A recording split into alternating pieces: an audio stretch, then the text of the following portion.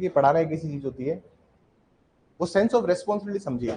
हमारे देश में क्या है ना सर, कि लोग शुरू तो कर लेते हैं लेकिन उनको पता नहीं है कि वो क्या काम करने जा रहे हैं। वो sense of lack of sense of responsibility हमारे देश में। जो भी आदमी जो भी कुछ कर रहा है ना, वो सब उसमें घास काट रहा है। Perfection, there is no perfection, ये वास्तविकता है। स्कूल खोल के बैठा, उसको पता नहीं कि पढ़ाना क्या है, किस तरह से बच्चों का मेंटल डेवलपमेंट होगा, उसको नहीं पता। उसको बस सोर्स ऑफ इनकम दिख रहा है, एक फिक्स पैसा आ रहा है। या फिर आप कोई भी दुकान देख लीजिए, उसको नहीं पता that how he is serving the person. तुम एडवोकेसी में जाओ, एडवोकेसी में भी बहुत अच्छा है, लोगों को सर्व करते हो तुम। लेकिन प्रॉब्लम क्या है ना एडवोकेसी के साथ में, कि 5 साल दिक्कत है। कहाँ दिक्कत है? वो 5 साल तुमने अगर संघर्ष करके निकाल दिया, लेकिन होता क्या चीज है सर, कि जब तुम अपना 12वीं करते हो, बीए करते हो, then you did your LLB, then you did your LLM और so on so forth, you are already cross 24-25, 24-25 आप क्रॉस कर चुके हो। आपके साथ वाले जितने भी थे स्कूल के फ्रेंड्स, वो अच्छा कमाने लगे, गाड़ियां खरीदने लगे, पैसा बनाने लगे, and you are still under such impression.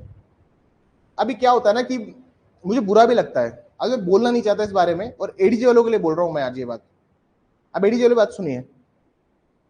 We have few students of ADJ also, जो एडीजे के बच्चे हैं यहाँ पे क्लास लेते हैं। अभी जो इस बार रिजल्ट आया एडीजे का, चाहे वो it is for the Chhattisgarh या फिर वो रिजल्ट हो it is for the Rajasthan, खराब इस बात का लगता है कि मेंटेलिटी जो हो गई है कि एडवोकेट कोटे से नहीं लेना, और उस पोस्ट को फिल करते हैं ये लोग फ्रॉम द वैकेंसी ऑफ जजेस, क्योंकि आउट ऑफ प्रमोशन देके they will just promote them. लेकिन ना सर, उसका तो प्रमोशन हो ही जाएगा। जैसे मान लीजिए जुडिशियल ऑफिसर ने भी एग्जाम दिए थे, और एडवोकेट्स ने भी एग्जाम दिया था अभी आरजेस का, सॉरी उसका एडीजे का मेंस।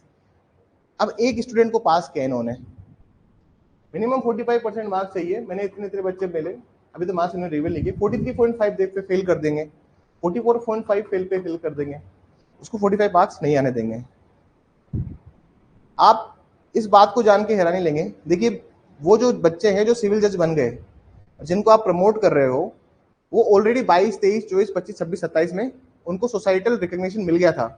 लेकिन वो जो एडवोकेट है, जो एडीजी की तैयारी कर रहा था, उसको ना तो 24 में सोशल रिकग्निशन मिला है, ना उसको 26 में सोशल रिकग्निशन मिला है। उसने लिटिगेशन जैसे नोबल प्रोफेशन को अपने हाथ में लिया है, 35 में आकर उसके एडीजी बनने की इच्छा है, तो उसमें भी आप किसी को पास नहीं कर रहे। क्या उसका अपराध क्या था? कि वो घरेलू जिम्मेदारियों के साथ में, सोशल रेस्पॉन्सिबिलिटी साथ में, उसकी फैमिली रेस्पॉन्सिबिलिटी साथ में, उसने इस नोबल प्रोफेशन को चूज किया और सपना देखा कि वो एक दिन एडीजे बनेगा।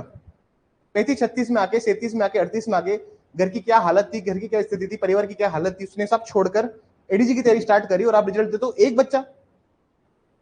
जब आपको भरना ही by the way of judiciary है, लोअर जुडिशरी से आपको अगर एडीजी की पोस्ट फुल फिलअप करनी है, तो आप साफ कह दीजिए कि फॉर्म मत भरिए। बुरा स्टूडेंट्स की मेहनत देख के लगता है। हमारे एक स्टूडेंट है, उनको दो दो बेबीज हैं, और अभी उन्होंने एडीजे दिया। शी इज नॉट 36-37 की एज है उनकी ऑलमोस्ट। उन्होंने जब अभी एडीजे दिया, और मैंने उनकी खुद के आंसर राइटिंग्स देखी थी, और मैंने चेक भी करी काफी कॉपीज उनकी। We have discussed practically thoroughly everything. आपको एक्सरसाइज कुछ अलग पढ़ाया जाता है, और एडीजे के लिए एक्सरसाइज कुछ अलग होता है। एडीजे में जो क्वांटिटी है दैट इज समथिंग डिफरेंट। जैसे 20 लीटर तक शराब होती है, उसको मान लीजिए 12 बोतल। बियर जो होती है, एक पेटी बियर होती है। अलग अलग क्वांटिटी की अलग अलग चीजें हैं, हम प्रैक्टिकली में मैं जाके समझाता हूं। अब उन बच्चों के लिए खराब लगता है मुझे जो बच्चे एडीजे के लिए नहीं जा पा रहे, क्योंकि वो लोग, ऐसा नहीं है कि अब कोई फेल किया है तो कोई एडीजे बनेगा नहीं, एडीजे बनेंगे। लेकिन कौन बनेगा? जुडिशरी वाले जो बच्चे हैं, वही आउट ऑफ प्रमोशन लेके क्या बनेंगे? एडीजे बनेंगे। तो दे डोंट वांट कि that advocate should come in the place of ADJ. It is not good, क्योंकि देखिए तुम सिविल जज बन गए 24, 25, 26, 27 में, तुमको सोशल रिकग्निशन मिल चुका है।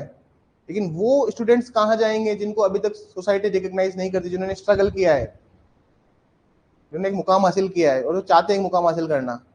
मैंने तो सभी कर रहे हैं, तो प्लीज थोड़ा सा होपफुल तो रखिए उनको। एक बच्चा पास करने से उनकी होप खत्म हो जाती है। अब उसे वो थोड़ा सा खराब लगता है, बट ठीक है। अभी क्या बोले, अभी ये ऑल इंडिया जुडिशियल सर्विसेज होना चाहिए देश के अंदर, एआईजेएस होना चाहिए। सब लोग कहते हैं जुडिशरी रिफॉर्म चाहिए, सबसे ज्यादा रिफॉर्म की जरूरत ही इस ऑर्गेनाइजेशन को है। कहते हैं ना कि NGT, national green tribunal, judicial reform कर दो, सबसे ज्यादा रिफॉर्म की जरूरत है तो इस ऑर्गेनाइजेशन को रिफॉर्म की जरूरत है, from ground level to high level. बच्चों के भविष्य खेलना बंद करें। बच्चा बहुत मेहनत करता है एडीजे के लिए, और तुम्हें पता नहीं कि वो किस संघर्ष से मेहनत करता है। किसी के बच्चा स्कूल में पढ़ रहा है, तुम सोचो तुम 35 के एज में, 36 के एज में तुम तैयारी कर रहे हो, तुम्हारा पढ़ने का मन खत्म हो जाएगा तुम्हारा। इसलिए कह रहा हूँ सिविल जज बनो तैयारी करके, एडीजे के ख्वाब मत पालना, मेरे कोई भरोसा नहीं है। जब तक एजेस नहीं होगा, बहुत फ्रिक्वेंटली जजेस नहीं सिलेक्ट होंगे। सुप्रीम कोर्ट क्या बोलता है, सुप्रीम कोर्ट क्या नहीं बोलता, इट इज वो बात की बात है। सुप्रीम कोर्ट जो कहेंगे वो तो कहेंगे, लेकिन आप लोग तैयारी करके सिविल जज बनिए। जो बच्चे, मैं तो आज भी उन बच्चों को रिकमेंड, सर मैं 33 का हो गया हूँ, 34 का हो गया, मैं क्या करूँ, तो मैं तो कहता हूँ भाई सिविल जज बन।